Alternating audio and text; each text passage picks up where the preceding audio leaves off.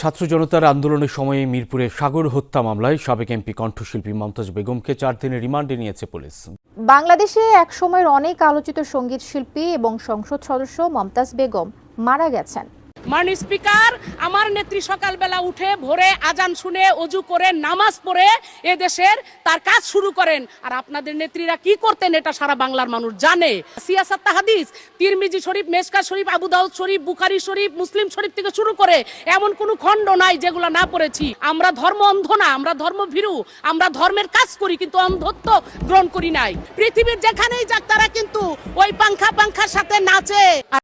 আসসালামু আলাইকুম প্রিয় দর্শক, ভিডিওর শুরুতে কিছু ভিডিওর অংশ বিশেষ দেখেছেন, দেখে বুঝতে পেরেছেন আজকের এই ভিডিওটা কতটা গুরুত্বপূর্ণ হতে যাচ্ছে। দর্শক, ভিডিওটি না টেনে সম্পূর্ণ দেখুন, আর আমাদের চ্যানেলে নতুন হয়ে থাকলে চ্যানেলটি সাবস্ক্রাইব করে আমাদের সাথেই থাকবেন। দর্শক চলুন ভিডিওগুলো দেখে আসি। টাকার পাহাড়ে বসে থাকা এক সময়ের ক্ষমতাধর মানুষের দম্ভ আর অহংকার কিভাবে মুহূর্তের মধ্যে ধুলোয় মিশে যায় তার সবচেয়ে বড় এবং জ্বলন্ত উদাহরণ আজ আপনাদের সামনে। স্ক্রিনে আজ আপনারা যে তথ্যগুলো দেখতে যাচ্ছেন তা হয়তো আপনার বিশ্বাসের সব সীমা ছাড়িয়ে যাবে। একসময় যিনি গ্রামগঞ্জের মঞ্চে অশ্লীল পালাগান গেয়ে বেড়াতেন, তিনি কিভাবে সাধারণ এক শিল্পী থেকে মানিকগঞ্জে গড়ে তুলেছিলেন দুর্নীতির এক বিশাল এবং দুর্ভেদ্য সিংহাসন। সাধারণ মানুষের রক্ত চুষে লুটপাটের মহোৎসব চালিয়ে যিনি নিজেকে ধরা ছোঁয়ার বাইরে ভাবতেন, আজ সেই সাবেক এমপি মমতাজ বেগমের রিমান্ডে বেরিয়ে আসছে শিউরে ওঠার মতো ভয়ঙ্কর সব অপকর্মের খতিয়ান। শুধু দেশেই নয়, ভারতে মমতাজের নামে গ্রেফতারি পরোয়ানা এবং ভুয়া ডক্টরেট ডিগ্রির জালিয়াতি এখন টক অফ দ্য কান্ট্রি। যে দাপুটে কণ্ঠ একসময় সংসদে দাঁড়িয়ে ক্ষমতার অহংকারে কাঁপন ধরাতো, আজ রিমান্ডের জিজ্ঞাসাবাদের টেবিলে সেই কণ্ঠই ভয়ে কাঁপছে। আমাদের আজকের এই এক্সক্লুসিভ এবং রুদ্ধশ্বাস অনুসন্ধানে আমরা তুলে ধরতে যাচ্ছি মমতাজ বেগমের অন্ধকার উত্থান, অবিশ্বাস্য সব কুকীর্তি এবং নাটকীয় পতনের আসল কাহিনী। ভিডিওটি 1 সেকেন্ডও স্কিপ না করে শেষ পর্যন্ত দেখুন, কারণ আজকের প্রতিটি তথ্য আক্ষরিক অর্থেই আপনার রক্ত গরম করে তুলবে। প্রশ্ন হচ্ছে, এই রাজকীয় পতনের শুরুটা ঠিক কোথা থেকে? চলুন ইতিহাসের একটু পেছনে ফেরা যাক। মমতাজ বেগমের ক্যারিয়ারের যাত্রা শুরু হয়েছিল বাউল ও পালা গানের দলের মাধ্যমে, কিন্তু খুব দ্রুতই তিনি পরিচিতি পান অশ্লীল ও যৌন ইঙ্গিতপূর্ণ গান পরিবেশনের জন্য। বিভিন্ন ভিডিও ক্লিপ এবং এলাকার প্রবীণ মানুষদের ভাষ্যমতে তার পালা গানের অনুষ্ঠানগুলোতে উঠতি বয়সী তরুণদের মাত্রাতিরিক্ত ভিড় থাকত। এই অশালীনতার কারণে স্থানীয় প্রশাসন বহুবার নিষেধাজ্ঞা জারি করলেও রাজনৈতিক গডফাদারদের ছত্রছায়ায় তিনি বরাবরই অপ্রতিরোধ্য থেকে গেছেন। আর এই সস্তা জনপ্রিয়তাই তাকে সাধারণ এক গায়িকা থেকে তুলে আনে ক্ষমতার চূড়ায়। মঞ্চের এই পরিচিতিকে কাজে লাগিয়ে স্থানীয় এক প্রভাবশালী নেতার ঘনিষ্ঠ হন মমতাজ, আর সেখান থেকেই রাজনীতির ময়দানে তার রাজকীয় প্রবেশ। নারী আসনের এমপি হিসেবে সংসদে পা রাখার পর তিনি আর পেছনে ফিরে তাকাননি। প্রাথমিকভাবে এলাকায় নারী উন্নয়ন ও দুস্থদের সাহায্যর মুখোশ পড়লেও এর আড়ালে তিনি গড়ে তোলেন এক ভয়ঙ্কর দুর্নীতির জাল। আমাদের অনুসন্ধানে বেরিয়ে এসেছে এমন কিছু বিস্ফোরক তথ্য যা শুনলে যে কারো শরীর হিম হয়ে যাবে। অভিযোগ রয়েছে, ক্যারিয়ারের শুরুর দিকে এই মমতাজ মাত্র 300 টাকায় একাধিক পুরুষের সাথে অনৈতিক সার্ভিস দিতেন।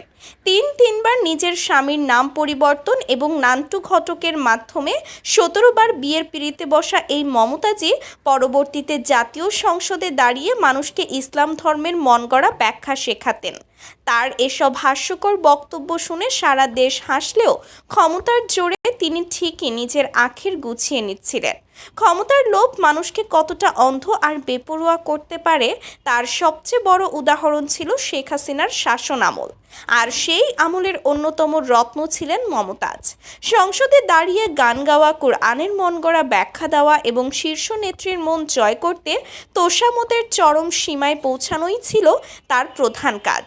কখনো জিয়াউর রহমানের শাহাদাত নিয়ে মনগড়া ব্যাখ্যা, আবার কখনো ফেরি করে বিদ্যুৎ বিক্রির আজব বক্তব্য দিয়ে তিনি সব সময় নিজেকে লাইমলাইটে রাখতেন।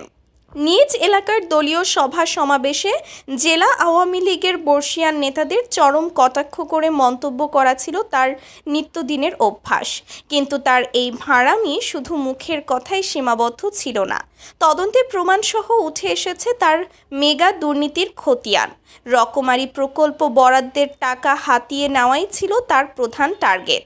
শিক্ষা প্রকল্পে বিল্ডিং নির্মাণ, টয়লেট সংস্কার থেকে শুরু করে স্বাস্থ্যসেবায় ওষুধ কেনা, সব জায়গায় ভুয়া বিল, ভুয়া ঠিকাদার আর নিজের আত্মীয়দের নাম ব্যবহার করে কোটি কোটি টাকা আত্মসাৎ করেছেন তিনি। অবাক করা তথ্য হলো, একটি টেন্ডার প্রক্রিয়ায় দেখা যায় 1 কোটি টাকার প্রকল্পের 1 টাকার কাজও হয়নি, অথচ বিল তুলে নেওয়া হয়েছে 98 লাখ টাকা। দুদকের প্রাথমিক তদন্তে উঠে এসেছে ঢাকার ধানমন্ডি ও উত্তরায় মমতাজের রয়েছে 3টি বিলাসবহুল ফ্ল্যাট, যার কোনো বৈধ ট্যাক্স ডকুমেন্ট নেই। শুধু দেশেই নয়, দুবাই ও মালয়েশিয়াতেও তার নামে রয়েছে বেনামি অ্যাপার্টমেন্ট। তার একটি বিদেশি অ্যাকাউন্টে গত 5 বছরে লেনদেন হয়েছে 17 কোটি টাকা, অথচ আয়কর ফাইলে তার বাৎসরিক আয় দেখানো হয়েছে মাত্র 7 লাখ টাকা। দুর্নীতি শুধু টাকার মধ্যেই সীমাবদ্ধ ছিল না, ক্ষমতার দাপটে তিনি সাধারণ মানুষের জীবনকে নরকে পরিণত করেছিলেন। নিজের দলের কর্মীদের ওপর ক্ষমতা খাটিয়ে অপমান, নারী কর্মীদের হেনস্থা এবং চাঁদা না দিলে মিথ্যা মামলা দেওয়া ছিল তার প্রতিদিনের রুটিন। এমনকি স্থানীয় 2 সাংবাদিক তার দুর্নীতির খবর প্রকাশ করায় এক রাতে তাদেরকে থানায় তুলে এনে নির্মমভাবে মারধর করার ভয়ঙ্কর অভিযোগও রয়েছে তার বিরুদ্ধে। চাকরি দেওয়ার নামে এনজিওর আড়ালে চলেছিল তার বিশাল ঘুষের বাণিজ্য এবং অর্থ পাচার। দরিদ্র মানুষের চিকিৎসা নিয়ে তিনি কিভাবে ছিনিমিনি খেলেছেন শুনলে শিউরে উঠবেন। 2019 সালে মমতাজ বেগম তার নির্বাচনী এলাকা মানিকগঞ্জে বিনামূল্যে স্বাস্থ্যসেবা ও ওষুধ বিতরণ কার্যক্রম শুরু করেন। পরে তদন্তে বেরিয়ে আসে তার বিতরণকৃত ওষুধগুলো ছিল অত্যন্ত নিম্নমানের, সরকারি অনুমোদনবিহীন এবং মেয়াদোত্তীর্ণ। শুধু বাংলাদেশেই নয়, আন্তর্জাতিক আদালতেও তার নামে ঝুলছিল গ্রেফতারি পরোয়ানা। 2008 সালের ডিসেম্বরে ভারতের পশ্চিমবঙ্গের মুর্শিদাবাদে একটি কনসার্টে গান গাওয়ার চুক্তি করে 14 লক্ষ রুপি অগ্রিম নেন মমতাজ, কিন্তু তিনি সেখানে উপস্থিত হননি। এই প্রতারণার দায়ে কলকাতা হাইকোর্ট পর্যন্ত গড়ায় মামলাটি এবং 2023 সালের আগস্টেও তার বিরুদ্ধে ভারতীয় আদালত থেকে গ্রেফতারি পরোয়ানা জারি হয়। প্রতারণার এখানেই শেষ নয়। নিজেকে ডক্টরেট দাবি করা এই নেত্রীর ডিগ্রির আসল রহস্য জানলে আপনি হাসবেন না কাঁদবেন বুঝতে পারবেন না। 2021 সালে ভারতের তামিলনাড়ুর গ্লোবাল হিউম্যান পিস ইউনিভার্সিটি থেকে তিনি সম্মানসূচক ডক্টরেট ডিগ্রি লাভ করেন, কিন্তু অনুসন্ধানে জানা যায় ভারতে এই নামে কোনো অনুমোদিত বিশ্ববিদ্যালয়ই নেই। এটি একটি ভুয়া এবং নাম সর্বস্ব প্রতিষ্ঠান, যারা টাকার বিনিময়ে ডিগ্রি বিক্রি করে। তীব্র সমালোচনার মুখেও মমতাজ নির্লজ্জের মতো এই অভিযোগ অস্বীকার করেছিলেন। পাপের ঘোড়া যখন পূর্ণ হয় তখন পালানোর আর কোনো পথ থাকে না। 5ই আগস্টের ছাত্র জনতার গণ অভ্যুত্থানের পর এই চরম সত্যটা তিনি হাড়ে হাড়ে টের পেয়েছেন। ক্ষমতার মসনদ ভেঙে পড়ার পর যে মমতাজ দম্ভ করে বেড়াতেন, তাকেই রাতের অন্ধকারে চোরের মতো পালাতে দেখা যায়। মধ্যরাতে আটকের সেই দৃশ্যটাই আজ সবচেয়ে বড় প্রমাণ। পালানোর প্রস্তুতিকালে মমতাজ বেগমের বাড়ি থেকে উদ্ধার হয় নগদ 3 কোটি 80 লাখ টাকা, 17টি সোনার বার, 12টি ব্যাংকের চেক বই এবং 4টি বিদেশি পাসপোর্ট। শুধু তাই নয়, পাওয়া যায় সরকারি প্রকল্পের ভুয়া বিল পাস করানোর জন্য নকল সিল এবং স্বাক্ষর করা অসংখ্য ব্ল্যাঙ্ক পেপার। বৈষম্য বিরোধী ছাত্র আন্দোলনের সময় শিক্ষার্থী ও সাধারণ মানুষের ওপর বর্বরোচিত হামলা ও গুলিবর্ষণের অভিযোগে দায়ের করা মামলায় সাবেক এই এমপিকে গ্রেফতার করে রিমান্ডে নিয়েছে পুলিশ। যে কণ্ঠ দিয়ে তিনি ক্ষমতার গুণগান গাইতেন, আজ সেই কণ্ঠেই শোনা যাচ্ছে দীর্ঘশ্বাস। ছাত্র জনতার রক্তের দাগ আর অসংখ্য মায়ের গগনবিদারী কান্নার জবাব আজ তাকে আদালতের কাঠগড়ায় দাঁড়িয়েই দিতে হবে। দর্শক, ক্ষমতার সিংহাসনে বসে নিজেকে ধরাছোঁয়ার বাইরে ভাবা এক সময়ের দাপুটে এমপি আর গায়িকা মমতাজের এই করুণ পরিণতি প্রমাণ করে যে অন্যায় করে কেউ চিরকাল পার পায় না।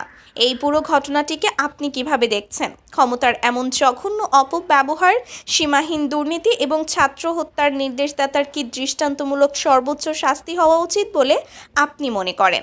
আপনার মূল্যবান এবং সুচিন্তিত মতামত অবশ্যই আমাদের কমেন্ট বক্সে